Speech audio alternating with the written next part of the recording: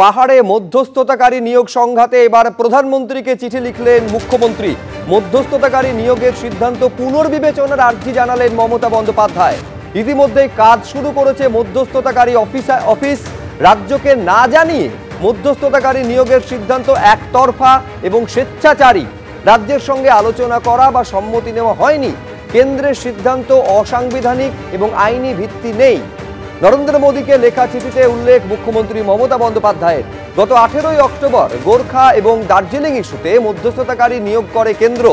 অবসরপ্রাপ্ত IPS officer Pankaj Kumar সিংকে পাহাড়ে মধ্যস্থতাকারী হিসেবে নিয়োগ করা হয়। আরো বিস্তারিত আমরা জানবো, কথা বলবো। আশাবুল হোসেন আমাদের প্রতিনিধি রয়েছেন। আশাবুল, এই যে চিঠি দিয়েছেন মুখ্যমন্ত্রী প্রধানমন্ত্রীকে, ঠিক কি উল্লেখ রয়েছে তাতে? দেখো, গত মাসে মুখ্যমন্ত্রী প্রধানমন্ত্রীকে চিঠি দিয়েছিলেন এবং তাতে তিনি জানিয়েছিলেন যে দার্জিলিং সমস্যা সমাধানের জন্য কেন্দ্রীয় সরকার অবসরপ্রাপ্ত আইপিএস অফিসার পঙ্কজ কুমার সিংকে যে মধ্যস্থতাকারী হিসাবে নিয়োগ করেছে সেটা রাজ্যের সঙ্গে আলোচনা না করেই করেছে এবং এটা হচ্ছে সংবিধান বিরোধী এবং কেন্দ্রীয় সরকার যে বিজ্ঞপ্তি জারি করেছে সেটা প্রত্যাহার করে নেওয়া হোক। এই মর্মে 1 মাস আগে চিঠি লিখেছিলেন প্রধানমন্ত্রীকে, কিন্তু প্রায় 1 মাস অতিক্রান্ত হওয়ার পরও এখনো কেন্দ্রীয় সরকারের তরফে কোনো রকম সদুত্তর পাওয়া যায়নি। আবার প্রধানমন্ত্রীকে মুখ্যমন্ত্রী আজকে স্মরণ করিয়ে দিয়েছেন, সে একই কথা স্মরণ করিয়ে দিয়েছেন যে পঙ্কজ কুমার সিংহকে যে মধ্যস্থতাকারী হিসাবে নিয়োগ করা হয়েছে এটা হচ্ছে অসাংবিধানিক, রাজ্যের সঙ্গে আলোচনা করে করা হয়নি এবং যাতে তার এই নিয়োগ সেটাকে প্রত্যাহার করে নেওয়া হোক। এবং তুমি জানো যে কেন্দ্রীয় সরকার দার্জিলিং, তরা এবং ডুয়ার্সের গোর্খাদের সমস্যা সমাধানের জন্য কেন্দ্রীয় সরকারের তরফে এই পঙ্কজ কুমার সিংকে তারা নিয়োগ করেছিল। এখানে আপত্তি রয়েছে মমতা বন্দ্যোপাধ্যায়ের। ধন্যবাদ আশাবুল। রাজভবন এবং তৃণমূল সাংসদ কল্যাণ বন্দ্যোপাধ্যায়ের সংঘাত চরমে। তৃণমূল সাংসদের অভিযোগের পর রাজ্যপালের নির্দেশে খালি করা হয় রাজভবন এবং তল্লাশি সেখানে চালায় bomb squad. CRPF, Kolkata police sniffer dog নিয়ে রাজভবনে তল্লাশি চলে। রাজ্যপাল তিনি শিলিগুড়ি সফরে ছিলেন, সফর কাটছাট করে তারপর তিনি ফিরে আসেন রাজভবনে তার উপস্থিতিতে এই তল্লাশি চালানো হয়। আপনারা জানেন যে একের পর এক বম্ব স্কোয়াড থেকে শুরু করে sniffer dog, CRPF, Kolkata police, disaster management, একাধিক দল তারা রাজ্যপালের নির্দেশে তল্লাশি চালিয়েছে। তার কারণ গুরুতর অভিযোগ করেছিলেন তৃণমূল সাংসদ কল্যাণ বন্দ্যোপাধ্যায়। তার প্রেক্ষিতে এই নজিরবিহীন ছবি আজকে দেখা গেল। আমি আরো বিস্তারিত এই মুহূর্তের ছবিটাও জানবো। সরাসরি রুমা পাল আমাদের প্রতিনিধি রয়েছে। রুমা, কোনো দ্বিমত থাকতে পারে না যে এটা হচ্ছে একটা নজিরবিহীন ছবি যেটা রাজভবনে দেখা যাচ্ছে। রাজ্যপালের নির্দেশে, তার উপস্থিতিতে, কলকাতা পুলিশের উপস্থিতিতে কেন্দ্রীয় বাহিনী যৌথ একটা অভিযান চালাচ্ছে রাজভবনে। কি হলো, এখনই বা কি ছবি? বলে রাখি, দেখো, প্রায় 1.5 ঘন্টা ধরে কিন্তু এই তল্লাশি অভিযান চলেছে এবং প্রথমেই ঠিক দুটো থেকে কিন্তু সমস্ত স্টাফেদের, রাজভবনের সমস্ত স্টাফেদের কিন্তু বের করে দেওয়া হয়েছে। এবং অন্যদিকে জানিয়ে রাখি যে প্রত্যেকটা ঘর, যেখানে গ্রাউন্ড ফ্লোর থেকে শুরু করে একদম ফার্স্ট ফ্লোর, প্রত্যেকটা ঘরে কিন্তু রাজ্যপাল নিজে গেছেন এবং সেখানে ডগ স্কোয়াড ছিল। ডগ স্কোয়াড দিয়ে কিন্তু সেটা একেবারে তল্লাশি অভিযান করা হয়েছে এবং তার সঙ্গে সঙ্গে এটাও ঠিক বম্ব স্কোয়াড ছিল। কোনো বোমা উদ্ধার হয়েছে কিনা রাজ্যপাল এটাই উদ্দেশ্য ছিল যে দেখানোর জন্য, এবং তার একটাই বক্তব্য, ট্রুথ প্রতিষ্ঠা করা অর্থাৎ সত্যকে প্রতিষ্ঠা করা। কারণ কল্যাণ বন্দ্যোপাধ্যায় যে মন্তব্য করেছেন তার কড়া প্রতিক্রিয়া তিনি জানিয়েছেন যে এইভাবে এই ধরনের মন্তব্য কিন্তু একটা ভুল বার্তা বহন করে, সেই কারণেই কিন্তু সত্য প্রতিষ্ঠা করতে চেয়েছেন। এরপর কিন্তু লিগ্যাল অ্যাকশনও নেবেন, এমনটাও কিন্তু হুঁশিয়ারি দিয়েছেন। অন্যদিকে জানিয়ে রাখি, ঠিক এখান থেকে একবার দেখতে পাচ্ছ একদম এখানে যেমন কেন্দ্রীয় বাহিনী রয়েছে এবং তারা কিন্তু একদম সিকিউরিটি রয়েছে এবং তার সঙ্গে সঙ্গে এটাও ঠিক এই ঘরের সামনে দিয়েই কিন্তু পুরো তল্লাশি অভিযান চালানো হয়েছে। এবং অন্যদিকে আরো একটা বিষয় বলে রাখি, ঠিক রাজভবনের ঠিক এখান থেকে যেখানে আমরা দেখতে পাচ্ছি যার রাজ্যপালের বিভিন্ন অফিসিয়ালসরা সেখানে রয়েছে এবং সেখানে তারা কিন্তু এখনো পর্যন্ত রয়েছে। এবং জানিয়ে রাখি, ঠিক দুপুর এখনো কিন্তু যারা স্টাফেরা রয়েছে তাদেরকে কিন্তু এখানে ভেতরে প্রবেশ করতে দেওয়া হয়নি, কারণ 1.5 ঘন্টা ধরে কিন্তু এই অভিযান চলেছে। ডগ স্কোয়াড ছিল, বম্ব স্কোয়াড ছিল এবং তার সঙ্গে সঙ্গে এটাও ঠিক যে রাজ্যপাল নিজে বলেছেন যে তিনি নিজে কিন্তু সরজমিনে খতিয়ে দেখতে চান, অর্থাৎ সংবাদ মাধ্যমকে দেখাতে চেয়েছিলেন যে কোনোভাবেই কিন্তু বরদাস্ত করা হবে না কল্যাণ বন্দ্যোপাধ্যায় যে মন্তব্য করছেন, এবং এই ধরনের মন্তব্য কিন্তু লিগ্যাল অ্যাকশন নেওয়া হবে এমনটাও কিন্তু তিনি হুঁশিয়ারি দিয়েছেন।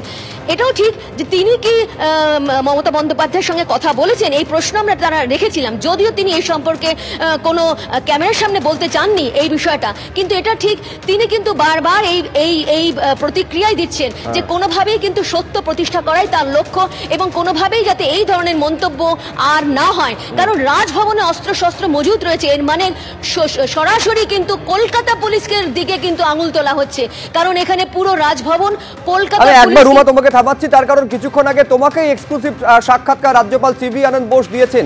তিনি কি বলছেন একবার দেখে নিই।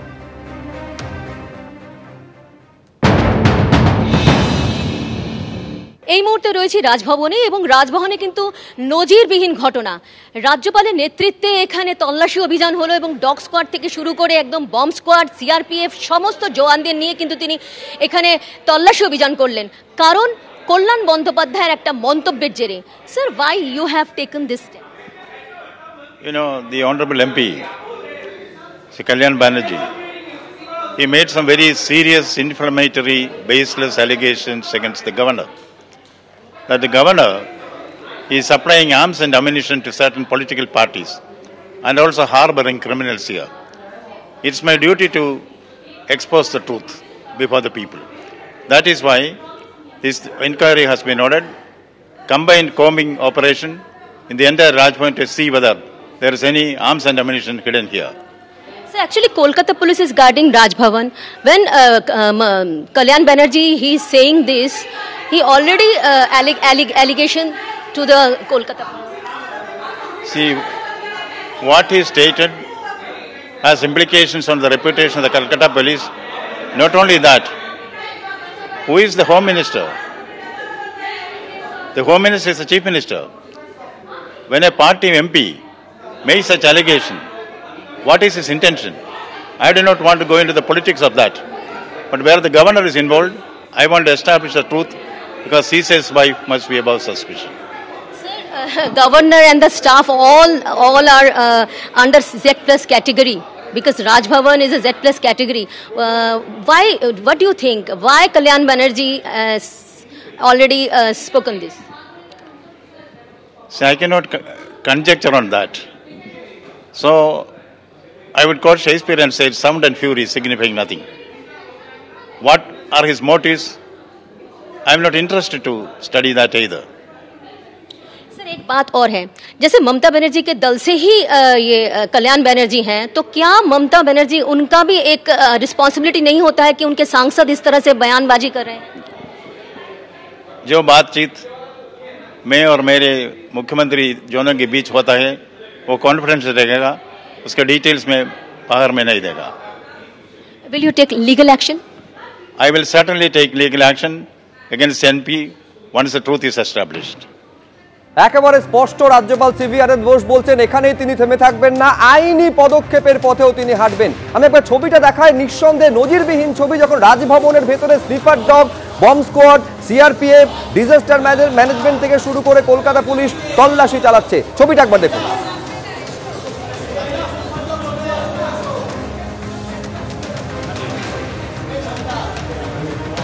হ্যালো হ্যালো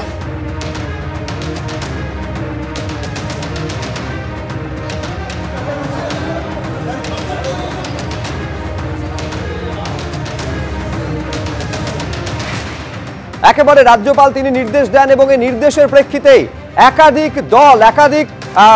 দল তারা অভিযান চালায়। একদিকে যেমন রয়েছে CRPF, Kolkata police, sniffer dog, bomb squad. রাজ্যপালের আজকে সফর ছিল, নির্ধারিত সফর ছিল শিলিগুড়িতে, সেই সফর কাটছাট করে তিনি ফিরে আসেন। এই সংঘাতটা, শাসক এবং রাজভবনের মধ্যে সংঘাত এই রাজ্যে নতুন কিছু নয়, কিন্তু সংঘাতটা যে পর্যায়ে পৌঁছেছে এইটা নিঃসন্দেহে নজিরবিহীন ছবি, যেখানে অভিযোগ করছেন কল্যাণ বন্দ্যোপাধ্যায় সরাসরি এই বলে যে রাজভবনে বিজেপির ক্রিমিনালদের আশ্রয় দেওয়া হচ্ছে এবং অস্ত্র তুলে দিচ্ছে রাজভবন। তার প্রেক্ষিতে এই সিদ্ধান্ত নিয়েছেন, এবং সিদ্ধান্ত নিয়ে পুরো রাজভবন চিরুনি তল্লাশি করার নির্দেশ দেন রাজ্যপাল সিভি আনন্দ বোস। কিন্তু কি বলেছিলেন কি বলেছিলেন তৃণমূল সাংসদ আমি সেইটা দেখাবো, কিন্তু তার আগে একবার দেখাতে চাইবো আজকে এই পদক্ষেপের প্রেক্ষিতে কি বললেন আজ তৃণমূল সাংসদ। দেখুন। কেউ বোমা পিস্তল বোম রেখে দিয়ে কি আর পুলিশকে ডাকে না বোম স্কোয়াডকে ডাকে? কেউ তো ডাকে না। ছেলে মানুষই করছে, ছেলে মানুষই। ওর এখন নাম্বার খুব কমে গেছে, অমিত শাহের কাছে নাম্বার কমে গেছে ভীষণ, কারণ নাম্বার বাড়ানোর চেষ্টা করছে। জীবনে যদি সংবিধানটাকে মেনে চলতো না তাহলে ভালো হতো। ও যদি যখন যখন সমালোচনা হয়েছে ও যদি ডেকে বলতো কোনখানটা আমার ভুল হয়েছে আপনারা বলে দিন, তখন আমরা বলে দিলে ওর উন্নতি হতো। বিজেপির চামচাগিরি করে গেছে, এখন যা ইচ্ছা তাই বলে যাচ্ছে, যা ইচ্ছা তাই। বোম স্কোয়াড কেন? ও ইয়ের সঙ্গে কথা বলেনি, ওই আমেরিকার প্রেসিডেন্টের সঙ্গে কথা বলেনি? হ্যাঁ হ্যাঁ, এফডিআইকে নিয়ে আসুক না, তাতে কি এসে যাচ্ছে? ওনার তো পার্লামেন্টারি প্র্যাকটিস সম্বন্ধে কোনো ধ্যান ধারণাও নেই, জ্ঞানও নেই, তাই জন্য উনি বলছেন। আর উনি যদি লেখেন না তখন রাজ্যপাল নিয়ে আলোচনাটা শুরু হবে পার্লামেন্টে, কারণ পার্লামেন্টে রাজ্যপাল নিয়ে আলোচনা করা যায় না। তো উনি লিখলেই সঙ্গে সঙ্গে রাজ্যপাল নিয়ে আলোচনা হবে, সব অপোজিশন একসঙ্গে লাফিয়ে উঠবে, রাজ্যপাল নিয়ে আলোচনা হোক। যে যে ডিমান্ডটা আমাদের রয়েছে, রাজ্যপালগুলো যে কতটা অসাংবিধানিকভাবে কাজ করছে তা প্রমাণিত হবে। লিখুন লিখুন, লিখতে বলুন। উনি যা করবেন তারই কাউন্টার ব্লাস্ট আছে, মারাত্মক আছে, কারণ এতদিন ধরে কিছুই করা যাচ্ছিল না, এবার সব শুরু করা যাবে। ও ডিকে পুনিয়ে কি করবো, আমাকে জেলে ঢুকিয়ে দেবে? ঢোকা। সত্যি কথা বলার জন্য একটা অসাংবিধানিক মিথ্যেবাদী চাটুকার রাজ্যপালের বিরুদ্ধে কথা বলার জন্য 50 বার জেলে যেতে রাজি আছে। কল্যাণ বন্দ্যোপাধ্যায় তিনি ফের নিশানা করেছেন রাজ্যপাল সিবি আনন্দ বোসকে। আজকে যে তল্লাশি একেবারে রাজ্যপালের নির্দেশে হলো, আর কি বললেন রাজ্যপাল তা নিয়ে দেখুন।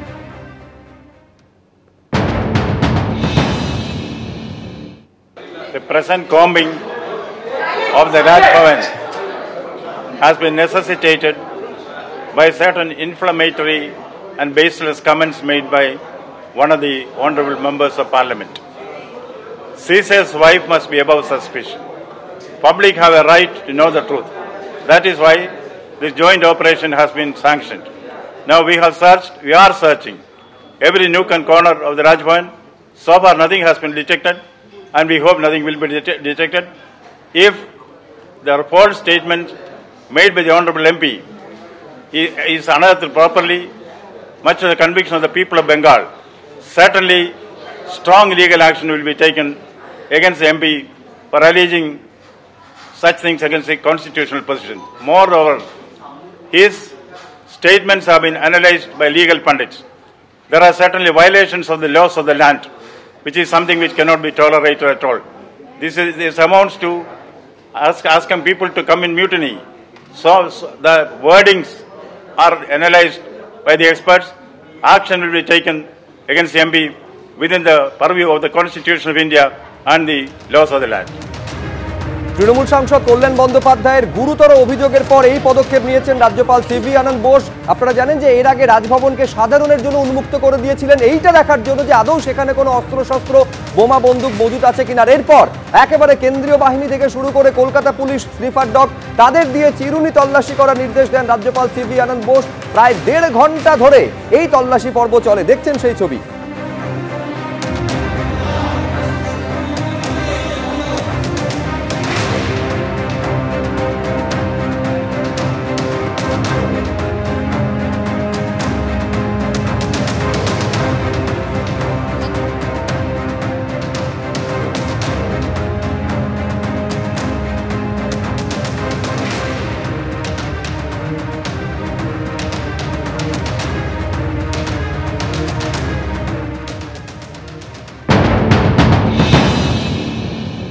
কেউ বোমা পিস্তল বোম রেখে দিয়ে কি আর পুলিশকে ডাকে না বোম স্কোয়াডকে ডাকে?